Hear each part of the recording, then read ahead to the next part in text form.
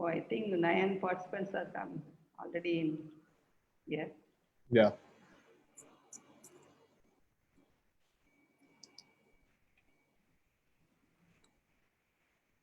Good evening, guys, whoever joined the Zoom webinar. I think you guys come early. Good evening, guys, whoever joined the Zoom webinar. So now we are on Facebook Live. Yes, you can share Cool. the link. Yes. The link. Okay, awesome. Yes. I'll do that.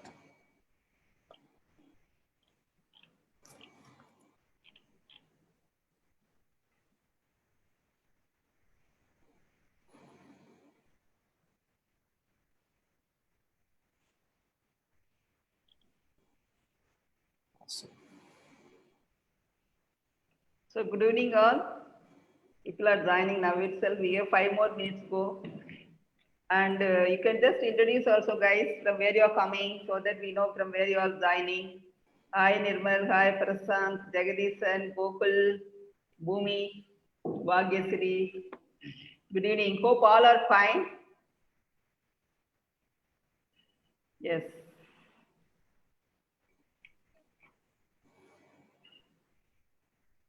Hope you guys can hear us. We are audible. Just give me thumbs up. Hi, Karan. Hi, Veena, Amana. Hi, Ludhiana. That's great. Today we are going to have interesting session with Mr. Suyash Keshari, because most of the time I used to get questions how to become wildlife photographer, how to become wildlife filmmaker. So this is the best time to listen your answer and to ask questions to Suyash also.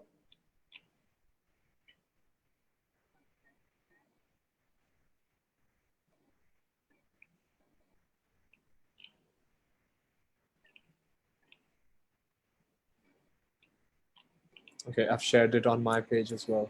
Yeah. Hi, Saran, and good evening, everyone, my Facebook fans and my webinar participants also. Yeah, hi, Sarmat from Pakistan, great. Hi, Anil Kumar, good evening. Hope all are fine. Guys, be safe, though the lockdown is tough, but still we have to be careful. All the metro guys. Wow, and Facebook also, we have quite number of people are joining here. Cool. So the number is increasing 90 and okay. Still 5 more minutes to go. We just came to check also, no? So, hi, Arun. Just let us know from where you are joining. Hi, Morgan, my regular friends, and webinar also. Yes, hi, good evening. Hi, Ambika. Hi, from Nepal. Yeah, hi. Hope you guys are all fine. Thank you, Mrs. Thank you. Good evening. Hi, Prabhu. Thank you. Oh, Madurai Liranda. Kalai Vanakkam. Good evening. Namaste, guys. All the Hindi friends also. Namaste to everyone. Hope you all are fine. Hi, Nirmal. Woman. Great. Oh, Manosri from Coimbatore. Good evening. Nalla irukingla? Coimbatore orange zone la irukku. Hi, Jagadish. Yeah, we still 4 more minutes to go. We are just waiting for the participants to the other people are to join. And yes.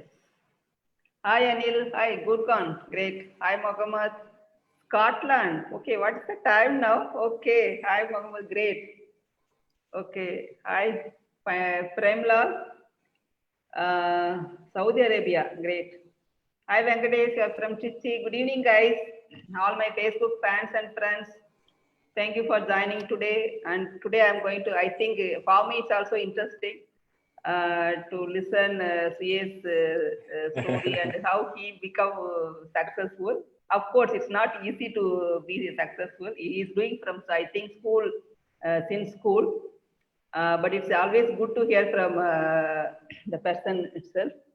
Hi, Muhammad. Oh, 11:30. That's great. Yes, yes, we are late. You are late. Scotland is late. Yes, I understand now. Okay.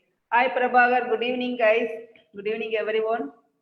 And hope you all are excited to listen, Mr. C.S. Keshari. And I am looking forward to his tiger video and all. No, it's amazing. He is having cheers with safari. Thank you. What is Thank that you. safari? Safari with Suyash. Safari with CS. WWF web series. No. Yeah.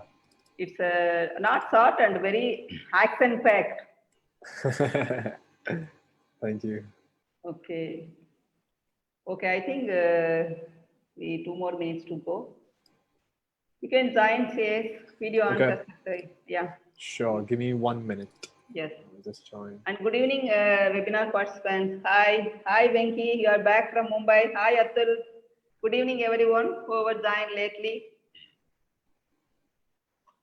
So hope today is going to be very interesting session for me. I am really looking forward to all the tiger videos of CS, and if I think one man army, his video I thought he is having 2-3 people to shoot, but he himself did everything. I'm amazed to see all the videos. Great work, CS. All right, I'm gonna.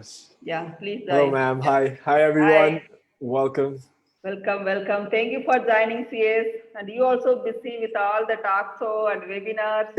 Yeah, it's been an insanely busy couple of days, and I like busy. I'd rather, go to bed extremely tired and looking forward to next morning for more work than not having to do anything. Yeah, I was getting really bored after a while now. Okay. Good evening, guys. Good evening, all my Zoom webinar participants. And here also, and Facebook friends also. Yeah, we can start. Yes. We can start. Yeah, guys, okay. Mr. C.S. Keshari, thank you, CS, for joining today. Wildlife Conservation of India. This is for just our young photographers, young people who love nature. No, they want to be wildlife photographer or wildlife filmmaker to be in this field. No, and to see your work also. And just please introduce yourself, and we can start now. Sure. Thank you, ma'am. I'm really excited to be here. Hi, everyone. Once again, my name is Suyash Keshari. I'm a full-time wildlife filmmaker and presenter, based wherever my projects are usually based out of. But right now, I have been quarantining myself in New Delhi. I have been in the field of wildlife personally since I was 4 years old. I grew up in central India. Professionally, since May 2019, once I got back from the United States. I'll delve into the journey shortly, but I am gonna do one thing. I'm gonna share my screen, and then you guys can see all the presentation I have for you, and then we can delve right into the presentation, and maybe I can help you find ways to become a filmmaker or presenter if that's what you want to do, or just have some fun, learn something new today. And that's one question, first question, sorry to interrupt. Yes. You did your master in USA, and you are working also with, I think, Washington. It's a political science. So what made you think, okay, hobby you can do? What made you just, I don't want to this, I want to go full-time wildlife filmmaker? Right. So, ma'am, I'm going to give some background about myself first, and then I'll tell everyone the journey, basically. Yes. So I grew up in central India being the states of Madhya Pradesh and Chhattisgarh. I'm born in 1996, so I'm 24 years old. For the first 10, 11 years of my life, I spent in these areas. It's categorized as mixed deciduous forests. It is absolutely stunning, has one of the highest density of wildlife in the world, highest density of tigers in the world as well. And I moved to Delhi when I was about 11 years old, did my middle school and high school here. And after that, I moved to United States of America to pursue my bachelor's. So I did a 4-year program at Wake Forest University in North Carolina. I did politics and international affairs as my major, with minors in entrepreneurship and journalism. After that, because of a lot of reasons, I decided not to go into the wildlife filmmaking industry and field, which I will cover later on in the topic or in the discussion. But then I joined my second passion, which is politics. So I worked in the US House of Representatives, and then I worked at a US political advocacy firm in Washington, D.C. So I lived in the United States for about 6 years. And then in May 2019, when the passion kept calling, that's when I moved back to India. But you see, my journey did not start in the wild as such. It actually started in front of a tiger cage. I was standing in front of a tiger cage in Kolkata, where with my grandfather when I was about 3-4 years old. It's one of my youngest childhood memories, or earliest childhood memories rather. And the tiger snarled at me, and of course I got so excited, just like any kid would, and I started clapping. And by now, thankfully, my grandfather had introduced me at a very young age to National Geographic, Animal Planet, all those kinds of shows. Instead of watching cartoons or Tom, Cat, Jerry, I was actually seeing hyenas devour a live kill. But when I stood there and I started clapping, my grandfather said, "Beta, tumhe ye dekhkar acha lagta hai? Son, do you like watching this?" And that's when I said, of course, just like any other kid would, I enjoyed going to zoos as well. But that's when he said, these tigers are going to be in this cage for the rest of the life. If it's not the same as you see in the wild. So that broke my heart at a very early age, and set me on a path to learn more about this species, learn more about wildlife in general. So that's why the passion kept calling deep down. I knew I wanted to do something. The childhood dream was always to have a series of my own. And that's what I quit my job in order to follow. So I'm going to delve a little bit into what my work usually is. I've worked a lot in Bandhavgarh National Park. Tigers have been, big cats has been my fascination for the longest time. There's one of the tigresses in Bandhavgarh. She has beautiful blue eyes. And that's the reason for the blue eyes in this landscape of tigers is because, do you know, the first ever white tiger to be found in the wild was actually found between Bandhavgarh and Sanjay National Park in Madhya Pradesh. So that tiger was named Mohan, and he was captured by the Maharajas there. And every single white tiger actually comes from that one white tiger captured all those years back. It was like in the 20th century. There's the wildlife in central India is absolutely stunning. We have the biggest and the smallest creatures. So the butterfly on the left, you can imagine how small it is because it's sitting on a blade of grass. So it's actually smaller than your fingernails. Here's once again the same tigress. Her name is Spotty. Spot the T. Basically, every tiger has a different stripe pattern. So if you can see the T above her right eye. And there's another close encounter I had. I was so close that I feel like I could have plucked a whisker out of her. But of course, I would never do that. and that would not be a great idea. I've followed a lot of tigers over my life. This is the protagonist of my series called Safari with Suyash, which I'll talk more about a little later. And this is a tiger's named Solo. I've seen Solo really grow up. I know her since she was 4 months old, and now she's about 8.5, 9 years old. So I feel like I've grown up with tigers in this region. This is Solo approaching a male who's a rogue male. You can see the difference between the size of the female and the male. They had a really, really bad fight, and unfortunately, Solo got injured. This is in 2019, January. And that time she was trying to protect her cubs, and you can see how deep, deep the wound is. But, all of this I'm telling you because I just want to give you a little background, about some of my work. So right now, I have made one big series, which was for WWF International, and I will get into how I pitched it to them and how the work looked.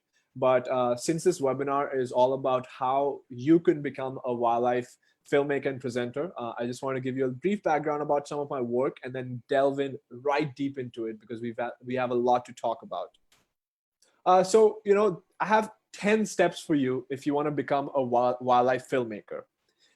People always wait to start filming, but my first suggestion to you, my first tip to you is start filming now. You don't have to wait to be trained. You don't have to be wait to have the best equipment. Start filming now with whatever you have. Use your smartphone. I will show you a scene that was actually filmed with my smartphone. So I'll show you this actually. Look at this. It is from the season 1 of my series with WWF International, and I have good equipment, but the tiger came so close that my long lens could not even focus. So if you see this, he's so close that my long lens cannot even focus. Thank God for smartphones. ma'am, could you hear that? Yes, yes, yeah. Yeah. So you saw how close he was, Yes. and I was just using my smartphone camera. Okay. And you don't have to have an iPhone or a Samsung Galaxy. Okay. Smartphones, 5,000-6,000 rupees, 8,000 rupees nowadays also have 4K in them. So number one, start filming now. Whatever equipment you have, teach yourself how to film, get comfortable with it, get comfortable with learning the different aspects of composition, of filming, of the settings that your camera has. So after those 2 tips, after those 2 mastering tips, you need to learn and understand how to edit it. Because if you want to be a filmmaker, you don't only need to know how to just film something, but I would recommend you need to learn how to edit. So you have Adobe Premiere Pro that you can get. There's many applications that you can understand. There's all sorts of videos on YouTube that you can teach yourself. Once again, I have no formal training. I've only had 1 internship in this field in South Africa for a month, where I definitely learned a lot in 2016. But I don't have, my educational background is not in this. I taught everything myself, and every kind of tutorial is now available online, mostly free of cost on YouTube. So learn and understand editing, and then you have to get into researching and storyboarding. So you research the place you want to film, the species you want to film, you research about different filming ideas, and you build a story around it. And then you storyboard it. Storyboard is basically, you thinking out loud about how you're going to show a specific subject or place or a concept to the audience. Then number 5 is you have to understand animal behavior. It is so important. If you're a wildlife photographer, filmmaker, presenter, or just an enthusiast, it will go a long way in understanding animal behavior.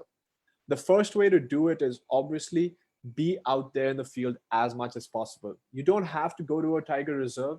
Just go and be in your backyard, observe the squirrels, observe different birds, sit there, write down the observations, and that's how you will learn animal behavior.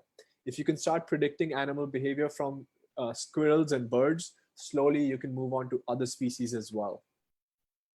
Then tell stories through these visuals. Number 6 is you have to tell a story. Why are you telling filming this? What is the importance? Is this species in danger? Is the habitat in danger? Or is this a species known for a certain quirk in them or a certain aspect about them that is unique? So you have to find a story. So after all these 6 steps, you start building your portfolio. Usually I would recommend having at least like a 1 minute or a 2 minute show reel where you can basically show your camera techniques, your best shots put together. And then you can, once you have that portfolio, even that show reel, then you can share your portfolio with the organizations that you are interested in working for or filmmakers that you're interested in working for. People always tell me, they reach out to me on Instagram, email, Facebook, and they said, "Sir, I want to work with you. Suyash, I want to work with you." And I said, "Okay, show me what you can do." Then they say, "Well, I haven't made film because I haven't had chance. I was thinking you can give me the opportunity." And then they say like, "Oh no, but I'm very interested, so you have to give me a chance." But the thing is, there are thousands of people out there who are very, very, very interested and who are very passionate about it. But if you don't have anything to show to me or someone else, there's no way that we can hire you or we can take your expertise. So build something, and you don't have to build something by going to a national park. If you tell a filmmaker, "Look, I don't have enough money, but I did this in my backyard with my camera," if it's good, then they will recognize it. So once you've decided to build a portfolio and share it with the world, make sure that slowly but surely you are establishing a unique identity. You don't want to be just one of the filmmakers out there. You have to be known for something. There's a famous quote, jack of all trades, king of none. So you have to be a king of something. So you have to build that unique identity. And then once you have that identity, once you've shared your portfolio with a few people, got some feedback, then you can pitch your projects.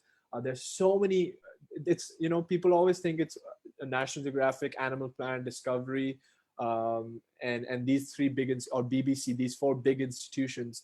While it's very good to approach them, it is very difficult often to get anything from them or land a project with them. So I recommend that you start small.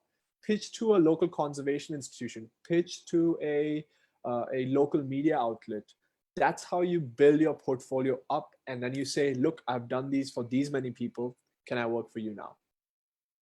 So I'll tell you a little bit of a journey from my side, how I ended up with season 1 with WWF International. In May 2019, after I'd completely decided that I'm going to leave my life behind in the United States, I sold my apartment, sold my car, said goodbye to my friends who had become family. I even had a dog that I had to say goodbye to and had to give it to my best friend takes care of him, which is totally fine. But it was a very, very emotional process. But I moved back knowing that I want to fulfill my childhood dream. And earlier I had given up in these dreams many a times because I was always depending on someone else. Why doesn't XYZ filmmaker want me to intern with them? Why doesn't XYZ filmmaker want to hire me? All that stuff, But then I realized if I want to make an impact, if I want to do something, then I have to do it on my own. So I had a little bit of equipment, definitely not completely beginner level, but not completely professional as well. I had this Sony A9 with a 400 millimeter lens that I used for filming with a small HD screen. I had a GoPro and I had a drone. All of this you could even rent out. So that would be maybe just 5% of the cost of the entire equipment together. So there is no bar. Everything is open now. So I used these three things and I set out on a journey to Bandhavgarh National Park. I knew that I knew the tigers there. I knew the wildlife there. I knew every single thing I needed to know to make this film. And I wanted to convey it in a way that people in India have not experienced before. And that is through a medium of a virtual safari. And I wanted to present it. I wanted to be in front of camera as well as behind it, kind of mixing the behind the scenes and filming and presenting together. Because my goal is not only to have my series, but also be an on-camera personality. People from all across the world, especially Westerners, come to India to film our wildlife, to present our wildlife. Why can't we Indians film our wildlife and present our wildlife? That was the goal. That's why I wanted to do this through medium of a safari. So season 1 was in Bandhavgarh National Park. I got everything together. This was self-funded in the beginning. I had savings from my previous job that I used for this. It was self-funded. And then in about the same year, WWF International had reached out to me to ask for my tiger photos. And I was a little surprised because, well, there's so many people who take photos of tigers and they're better photographers out there than me. Why don't they ask them? So I legit asked them, why do you want my photos? Why not someone else's? Just to understand. They said, we want more of your stories.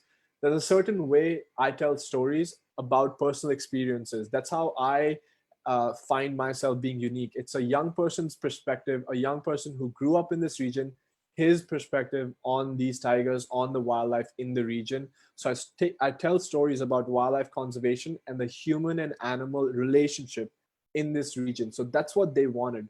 So that's just one way of me telling you guys, that's how you can differentiate yourself. That's how you have to always tell stories. So in July, I was inducted into the WWF International's Voices program. I lead a lot of their social media campaigns, which involved speaking in front of camera. This was on Global Tiger Day, so July 29th and 2019, and we reached about 3 million people just through the activation. And again, then the idea started brewing.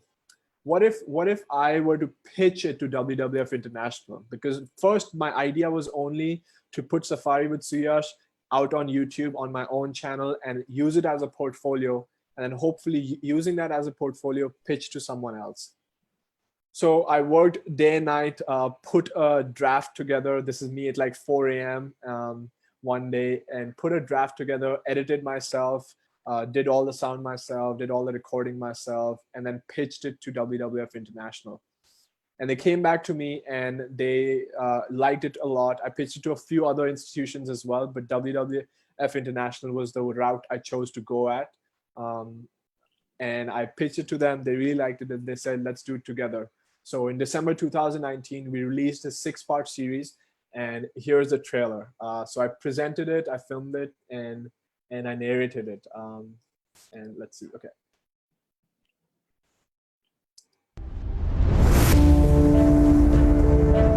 Our planet holds many secrets. Few will never be revealed. Some remain unexplored. And others you have to see with your own eyes to believe. What better way to do that than to get out in the wild? My name is Suyash Keshari. Join me as I take you on a safari to one of the wildest places on our planet.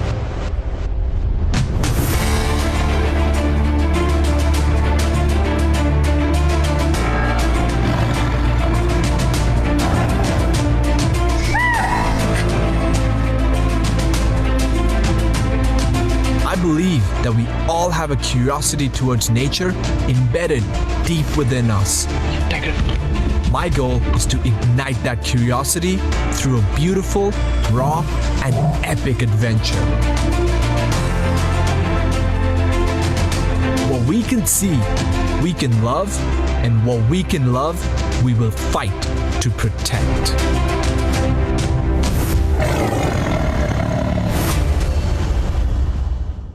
That is super action-packed clip, yes. Thank you, ma'am. Yeah, I already seen, but it's every time you can see. Yeah, I mean, it's really looking great. I have seen Repeat value there. thousands and thousands of times, and it still gives me goosebumps. Yes. And obviously, because I've put so much effort into it, and it's been my dream. But yeah, moving back to the presentation, like the idea of the series and the breakdown, the why a safari, it was because this series was not for people who already love wildlife or love tigers or are people who go on safaris. This series was made for people who don't really know about wildlife, who don't really care about wildlife, but through the series, they can explore it in a different light and really get interested. So all the episodes are actually pretty short. All 5 episodes together come out to be about 1 hour. So instead of giving a 1 hour series and having someone who's not interested in wildlife watch it, I did it very small episodes. So someone can watch it on their phone, laptop, TV, whatever. And I'll always leave them hanging. And that's the thing that's why it was successful, because it wasn't like a feature length 45 minutes 1 hour documentary. Because even though all these big nature documentaries are absolutely amazing, and while you and I, hopefully you are interested in wildlife too, that's why you're watching it. So you and I, Rathika ma'am, we can spend hours and hours watching this. Someone who's not interested in wildlife, they won't spend that much time. So that was the idea, keeping in mind. So yeah, episode 1, a safari begins. I explain what our storyline will be, that will be tracking a tigress named Solo and trying to track her cubs. I explain Bandhavgarh National Park. I explain India's landscape. Then we go to Bandhavgarh in episode 2. I tell people how we track tigers, pug marks, and other ways that we track tigers, listening to the sounds of the jungle. Then episode 2, we finally find a tiger. He's spray marking the territory. And episode 3, I hit them with some kind of a conservation issue. I filmed a very, very rare sequence of a tiger who had killed a domesticated cattle, which I'm going to show it to you right now if you haven't seen my series. And this is from episode 3 again. Big male tiger. But as we were heading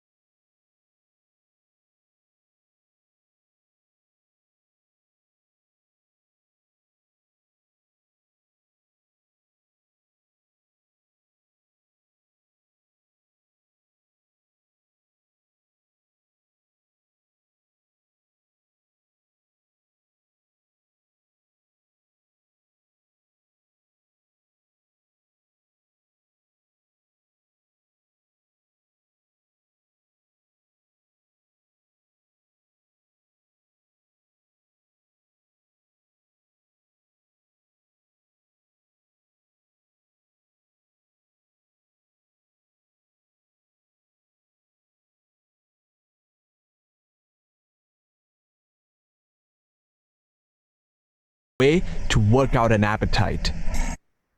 Yes, Cool. huge zone. Yeah. Yeah, he's huge, absolutely massive. So, this was episode 3, and then I didn't stop there. We found out the farmer who lost his cattle, and then we went and interviewed him. So again, I won't play the entire interview because it's very long, but you guys can watch it. But in the end, he says something very important, and I just want you guys to see that. And I'll tell you the significance behind it. अच्छा, तो ये बताइए, अगर इस जंगल से बाघ चला गया, खत्म हो गया, या बाकी जानवर खत्म हो गए, तो क्या होगा? तो फिर कुछ नहीं सर, यहाँ कुछ नहीं है, फिर क्या होगा? बाघ से मान लो हमारे कोई ताल्लुक नहीं, ना हम जंगल विभाग की नौकरी के हैं, ना कुछ किए हैं, पर जो कोई सदस्य है ना, तो लाभ तो है। मान लो कोई गाइडिंग करने जाता है, कोई चौकीदार है जंगल विभाग में, कोई कुछ कर रहा है, तो बाघ से भी लाभ है। बाघ ना होता सर तो यहाँ तो कोई नहीं आते, आप भी नहीं आते हैं ना, और कोई आते। बात है sir. That's true, yes, because like whole livelihood, no? For example, Savai Madhapur, whole livelihood of the people is depending on the national park only, no? Absolutely. Same thing, Bandhavgarh also, if you take out from tiger in Bandhavgarh National Park, then the livelihood of the villages, locals and all, it's going to be tough. Absolutely. So it's actually they are depending, coexisting, and they are depending. Right. Yeah. They understood sometimes, yes.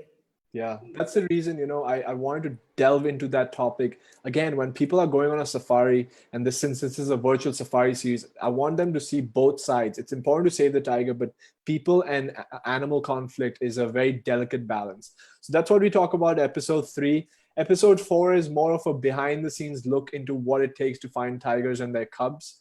So we spend so long in trying to find Solo. We finally find Solo, and she has made a kill of a domestic, not a domestic cattle, sorry, of a sambar deer. Again, both these are very, very rare shots. It's my favorite shots ever. So you guys can check it out after the webinar. So episode 4, we finally find Solo, and then in episode 5, we finally find 4 of her cubs. And then I delve into the future of this troubled species. So yeah, that's the idea behind the series and the breakdown. Let me see if this is not playing. Okay. So everyone asked me, Suyash, why tigers? General public said, why tigers? And industry professionals said like, everyone is doing tigers. Why do you want to do tigers? Why do you want to be another guy who's doing tigers? And my idea was not to listen to them. And the reason is, for me, tigers represent something else than what they might represent for most others in the industry. The thing is, not only I grew up in this region, my connection to the locals in the region is so deep and intact. And I wanted to tell the stories of the locals in connection to the tiger in a way it has never been told before. So that's what I would say to the industry professional who didn't want me to get into the tigers, because that's my strong suit. You have to do something that you are strong at to begin with. And then, of course, to the general public, my goal was always one: tigers are an umbrella species. While honeybees and hornets are very important to the ecosystem, and also frogs. Honeybees, people are always scared of. They want to run away. Frogs, people consider as pests.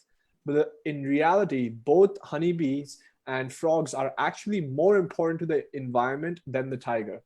Today, if the tiger goes away, biologically, the environment can still survive in many places. But if the frogs disappear, the honeybees disappear, there's no pollination, the environment can just collapse within a year or two.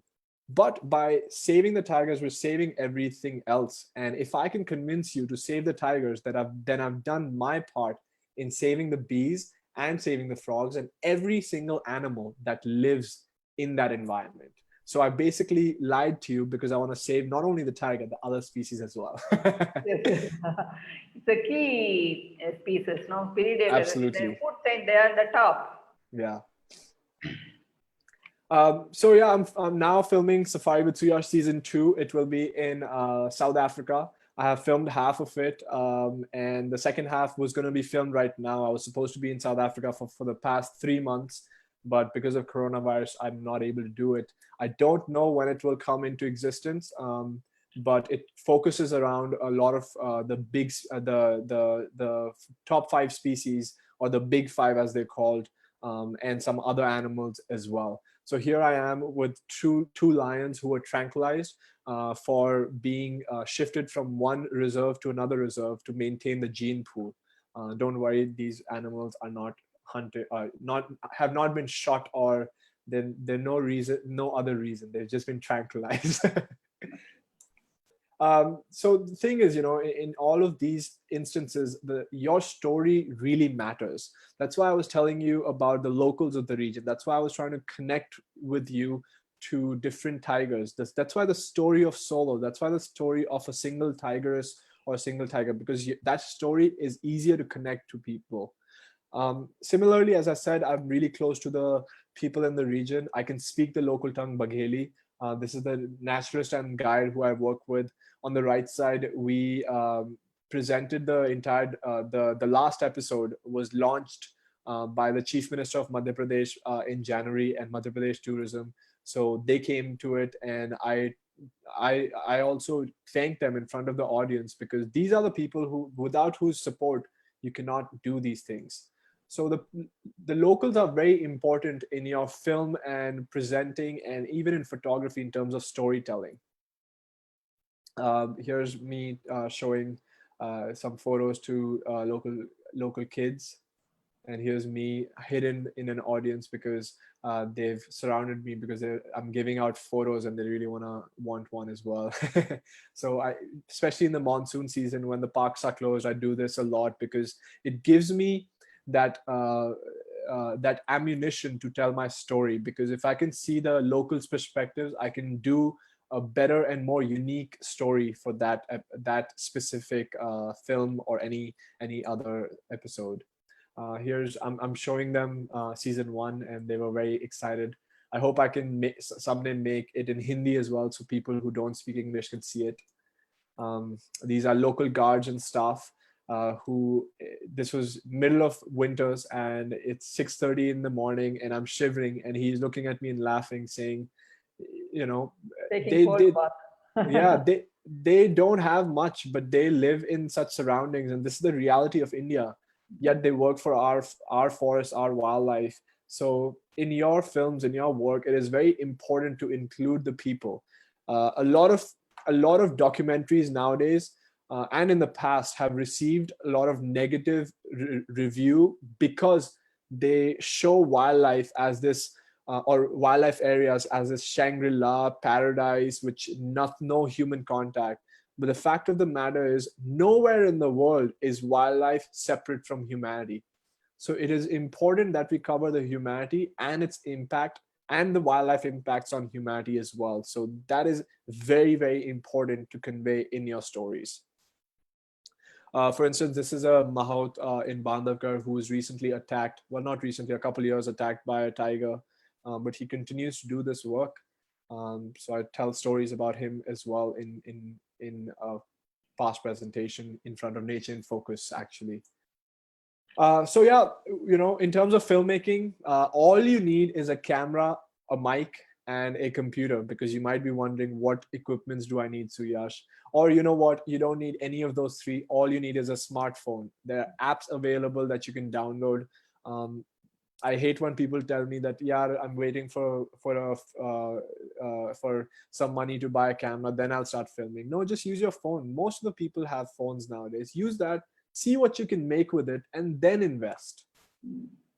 But you need creative mind also, yes.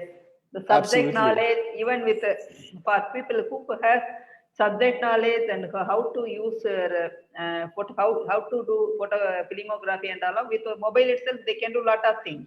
Absolutely. The knowledge is very important for using.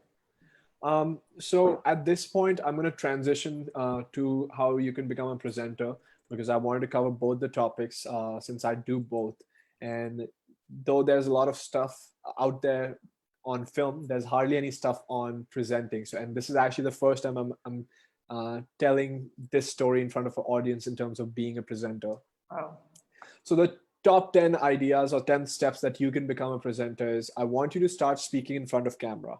If you see me, I use every opportunity I get to speak in front of the camera.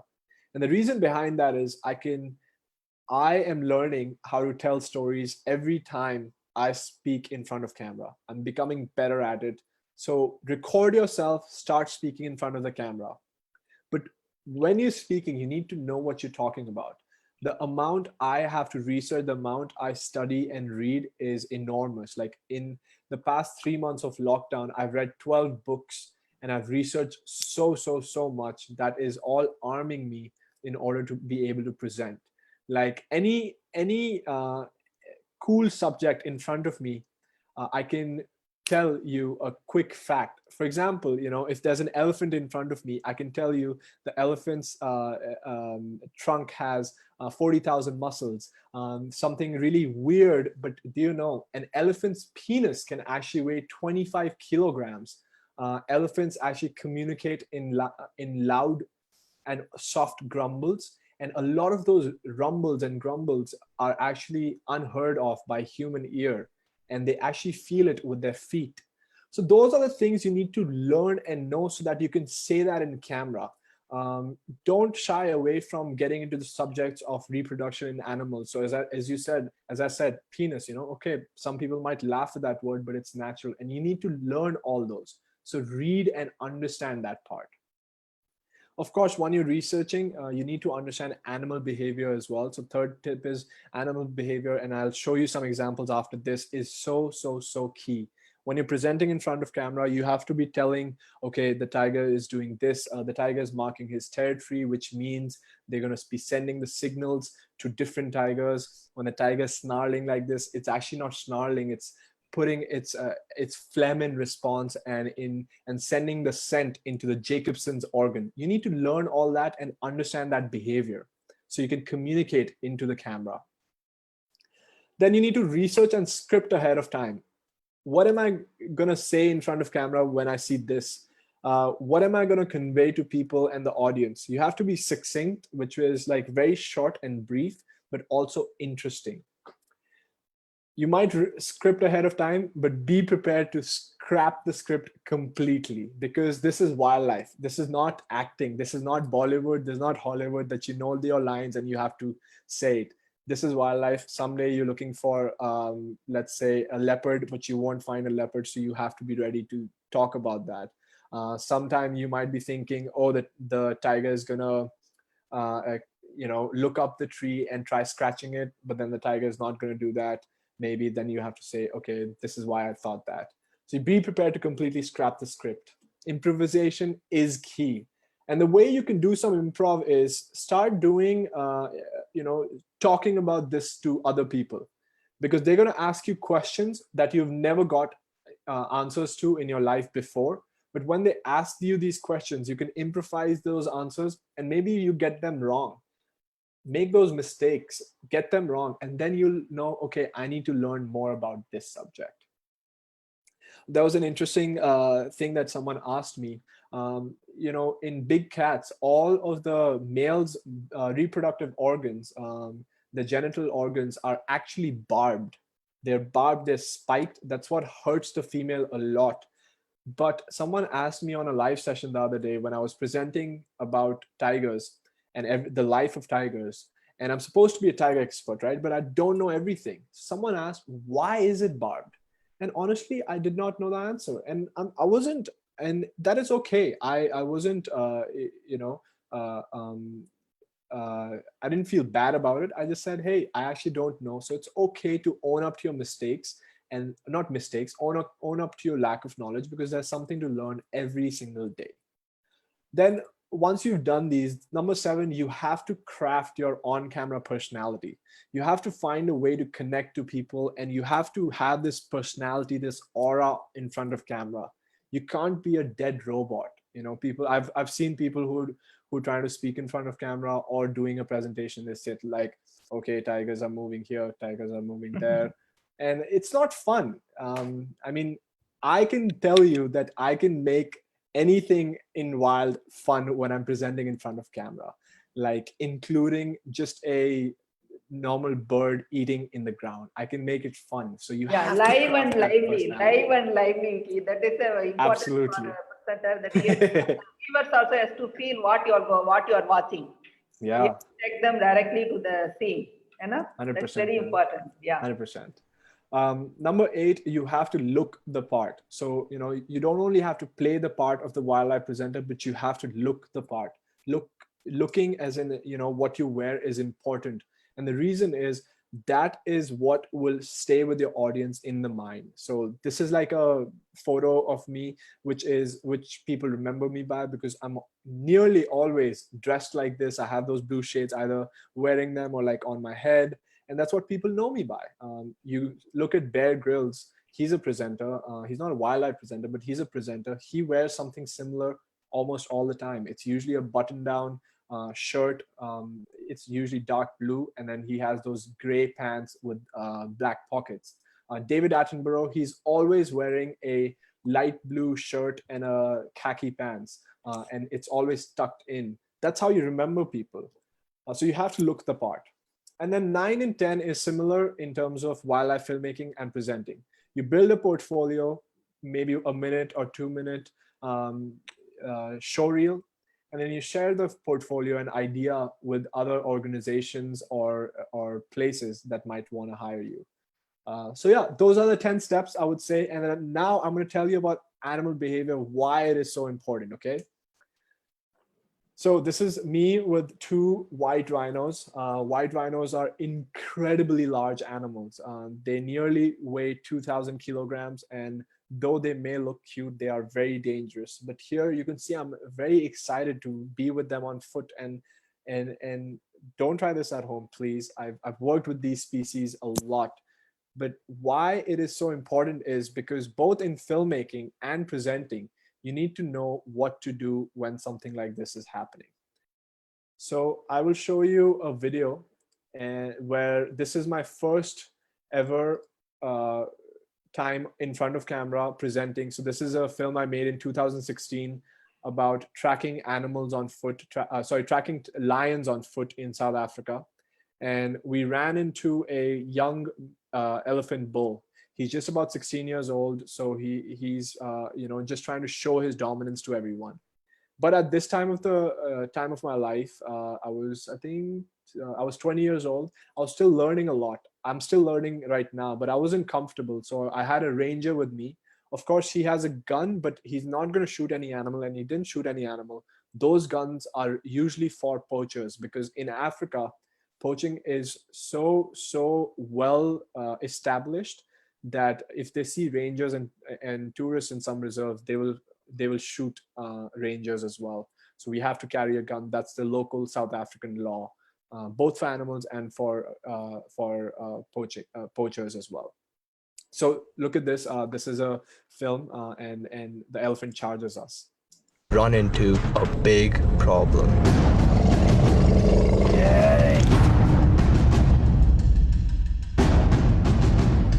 We've caught an elephant by surprise, and he's not happy. And I'm too far away from Dale to walk away safely. Slowly, I move in behind Dale. And suddenly, the elephant charges again.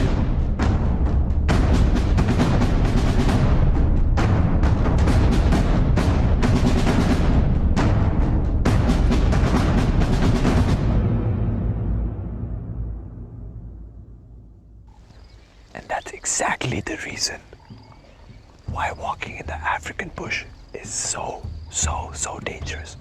This guy just charged us right now because we stunned him by mistake. We were coming out of the bush and we did not see him.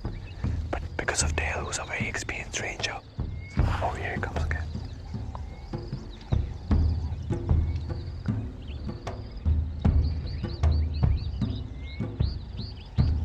Yeah, he's not happy with us. But right now, we cannot move, because if we move, he's gonna get even more angry. So we're gonna wait, stay our ground, and hopefully he goes that way, and we'll slowly move that way. Cool. So I just want to show you that. So you see, I don't know how you are talking. Yeah.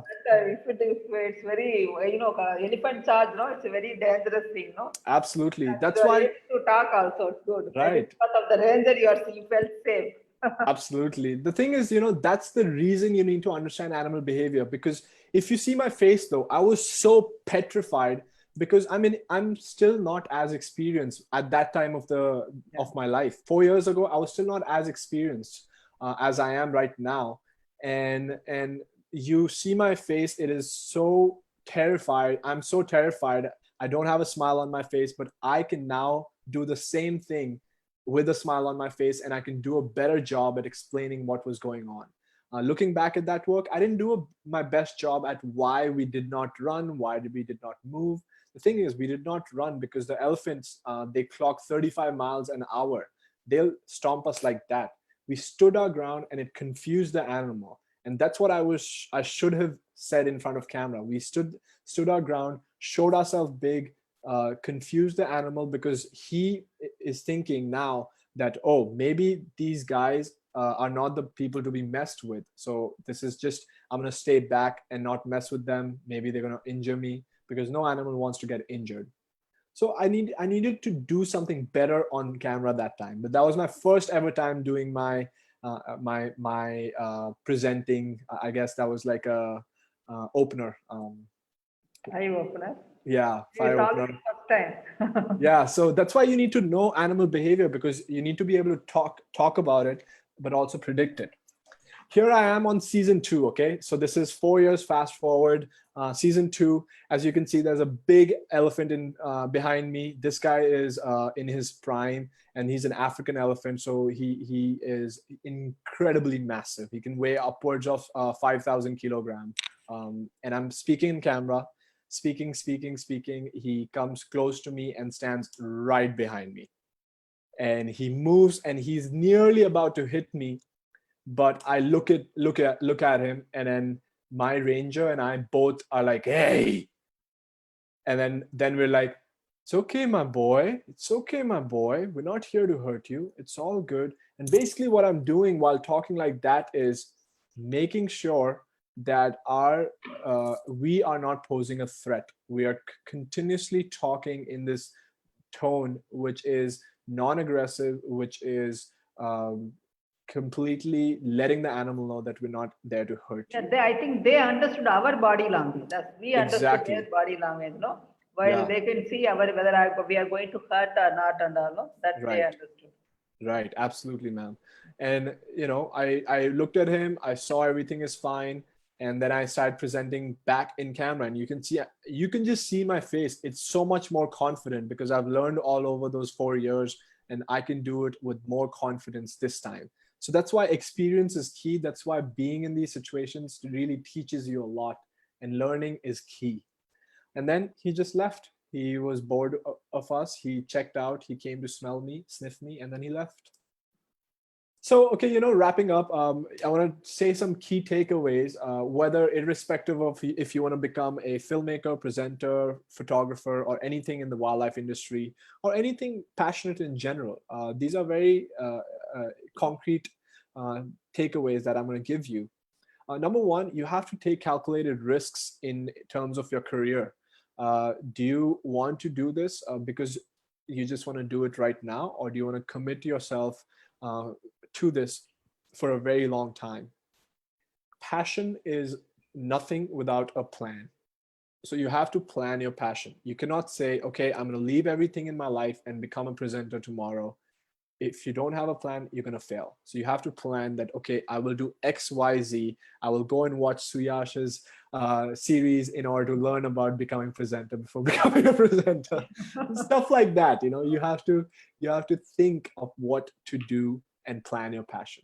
Learn as much as you can. I am still learning every single day. I don't consider myself an expert on everything. I'm an expert on a few things by now, but I am still learning on even those things I already know about. I'm sure there's so many things I even don't know about tigers, even though I've worked with them for the past decade in my life. You have to start somewhere, anywhere. Don't wait around for things to end. Even right now, when quarantine is there or there's a lockdown, now since it's lifting as well, you don't need to travel necessarily. Go out in your backyard, start filming your pigeons, birds, different insects, talk about trees, get comfortable. And then play to your strengths. Remember, I told you guys that people were telling me not to talk about tigers, not to get into tigers. The thing is, I played to my strength. That was my strength. Bandhavgarh and tigers is my strength and was my strength that time. So I played to it, and that's why I was successful. You don't have to listen to others sometimes if you believe in a certain cause. Next important takeaway is story, story, story. You have to tell stories which are important, which matter, which people to connect to. And then keep it simple. Make it accessible. Don't make it complicated. If you make it very scientific or you make it very complex that a regular human being cannot understand, it's not going to be impactful. And then make it accessible. Put it on YouTube, Facebook, Instagram, all those things. And the next steps for you guys, if you want to really take this step, is collaborate and be professional about your approach once you've done most of what I've told you. And then write the email. Write out to people, reach out to people. Don't DM them. Don't send a Facebook message, hi, what's up, bro? I want to learn filming, bro. Or, people say those things to me. I'm sure Radhika ma'am also gets that so much. So without taking any portfolio, just, hi, I want to show. It's not a way to ask job. It is not a way to ask, they have to contact by mail and properly to covering letter and absolutely. They have to show. And so this is the first thing they have to learn, how to ask job also. Yeah, just write about yourself in the email, who you are, why you're interested in this, and what opportunities they might have. Don't ask for a job like this. That's not the right and professional attitude. If you send me a DM saying I want to work with you, most likely I won't reply to you because I don't like that attitude. You have to be professional. That's just my personal way of doing things as well. Okay, so now I have some assignments for you. What to watch in order to learn how to become a filmmaker or presenter. First, see my first documentary, On the Trail of the African Lion. It's on my YouTube channel. And then see Safari with Suyash season 1. They made in nearly 3.5 years apart, and you'll see me developing as a presenter, developing as a filmmaker. I was not much confidence. There's not much confidence in the first series. but the second one, I'm so much more confident, and I'm even more confident now. Then number 3, you can watch Africa Rewilded on YouTube. I made that film completely, and one of my friends is actually presenting it. So I was directing him, showing him how to present, training him every single day how to present. And then on number 4, you can see behind the scenes content on my Instagram. I recommend people take a screenshot of this page so they can do it. Some inspiring works. There are daily live African safaris on YouTube by a company called Wild Earth. So if you type Wild Earth, every morning 3 hours, every evening 3 hours, you can watch live safaris and you can understand animal behavior. They tell you about animal behavior. So great resource for learning. You can also watch Wildlife with Bertie Gregory, which is a Nat Geo series on YouTube, kind of like my series with WWF International, and then Untamed with Philippe D'Andrade, which is also a Nat Geo series, kind of like mine on WWF International. Again, these two guys are very young, and I wanted to give you young examples because they haven't been in the industry for 15, 20, 30 years. They're all young guys. Cool. So thank you guys. Let's stay in touch. Here's my social media profiles and email. Please go follow me and let's connect and stay in touch with me. So thank you, Radhika ma'am. This has been a pleasure, and I will open up for questions now. Yes, it was a wonderful session. Yes, actually, yeah, you can stop your screens. Yeah, and it was really wonderful and very informative also. It's, I think, detailed one. People ask, how to become wildlife filmmaker, how to become wildlife photographer. This is not one line answer. Yeah. There are so many things here to go one by one. And we have some interesting questions also. Sure. Are you ready, Suyash, now? Absolutely. You usually ask questions. Now I am going to ask you questions. Okay. Yeah, Radhika ma'am is referring to, I'm doing these Animal Planet, these series for Animal Planet India, where we do today 6 o'clock is Instagram going live. along with Miss Nisa Purushottama. Guys, you can catch up in Animal Planet Instagram live. Of course, Nisa is also friend. So it's going to be a very interesting session. After this, guys, you can join 6 o'clock Animal Planet. And the first question, even I asked you already, Mr. Raji was asking, how do you shoot yourself in the video? Got it. Yeah. Please, can you explain the technique, please? Right. For season 1 and for most of season 2, I did not have anyone filming me. It was mostly me filming myself.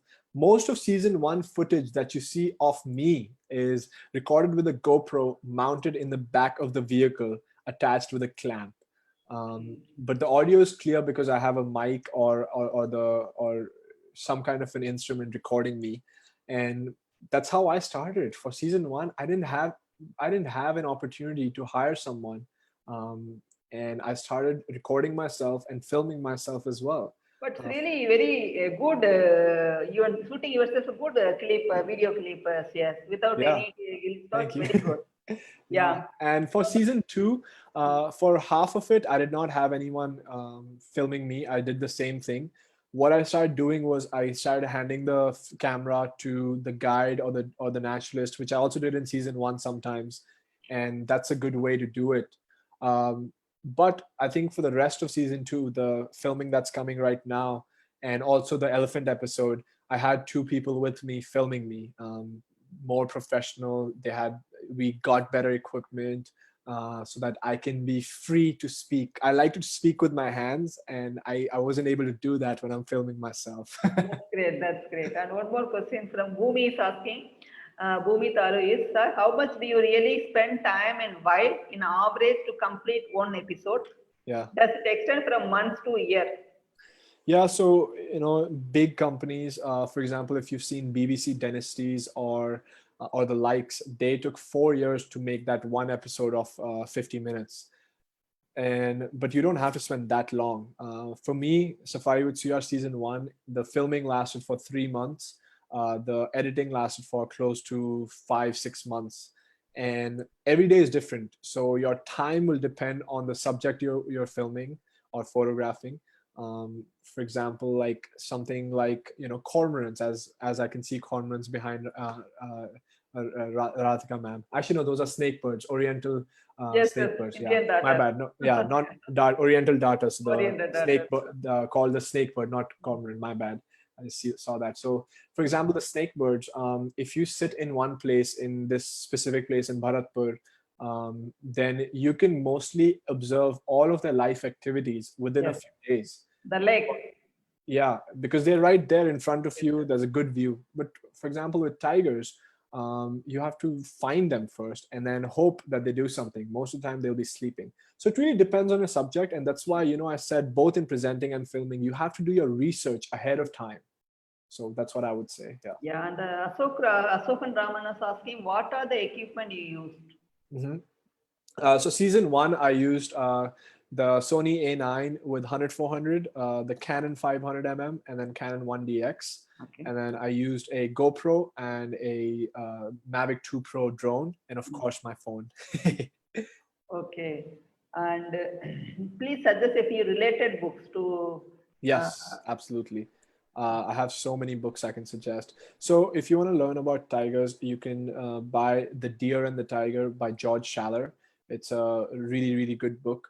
If you want to learn more about tigers in the recent times, you can buy this book called The Rise and Fall of Emerald Tigers by Raghu Chundawat.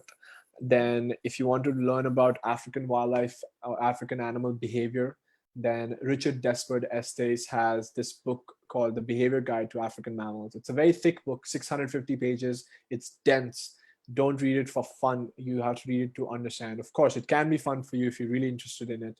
It's fun for me because I'm a nerd when it comes to wildlife. Okay. So those books, and there's so many other books that you can buy about almost every single species. Just look up on Google, depending on the species. Do you use, Venki Krishnan is asking, do you use drone camera as well? Yes, I do use drones. We have to take special permits, depends on where I'm using them. But mostly drones are allowed in the buffer zones in some parks, not all. In And India, drones they are- won't allow inside. Yeah. Until you Yeah. get a permission. Yeah. Right. And you have to register your drones in India. So, I go through all those permits and stuff like that first. But yeah, I do use drones as well. Yeah. And Mudit Mehta is asking, how do you go on foot in sanctuaries and national parks? Yeah. No. National park, you are not supposed to go by you. I So- think you are. He's talking about an buffer area Yeah. So actually, in Africa. How do yeah, they- so two things I would say for drones as well. Make sure you never get drones close to an animal. If you see those drone footage in many of the documentaries, they actually use zoom cameras on the drones. Okay. Most of the documentaries, if they're ethical filmmakers, they will not get it too close to the camera or too close to the wildlife. Yes. And then in terms of walking in the sanctuaries and national parks, sanctuaries and the non-tiger reserves, most of the places you're allowed to Can walk walk. in India. Yeah. In India, national parks and tiger reserves, you're not allowed to walk, but Satpura has walking safaris. Some parts of the buffer in different parks, again, every park has a different law. You can walk. In Africa, most parks you're allowed to walk, but not alone. You have to be with a ranger, a trained ranger. And that's how I do it as well. I especially because I'm presenting in front of camera or filming, I don't go out alone, because if I'm focusing on my screen, there needs to be someone focusing on something else going around. So Yes. I always have to work with someone. Okay. A great trailer. How did you manage the BGM music? Oh, the background music. Okay. Good question. So make sure all of the background music you use is you have the copyrights for it. Copyright. Yes. Epidemic Sound is a very good platform to buy the music from. You buy a monthly subscription and buy the music. Then there's Zapsplat. There is Artlist. Those are few of them. Yeah. What is the difference between African elephant and Indian elephant? Oh, great question. In fact, a few days ago, I did a 50-minute IG live thing about it, and it's posted on my Instagram TV. So I would recommend you go watch it, because there are in total more than 15 differences. So if I cover all of them, it'll take 50 minutes. But one thing that I'll tell you is very cool between the African and Indian elephant. I'll tell you two things actually. Number one, the shape of an African elephant, the shape of the ears like Africa, and then shape of Indian elephants, the ears are more like the continent of subcontinent of India, not continent. Sorry, subcontinent of India. Number two, African elephants, all males and females have tusks. Indian elephants, only males have tusks.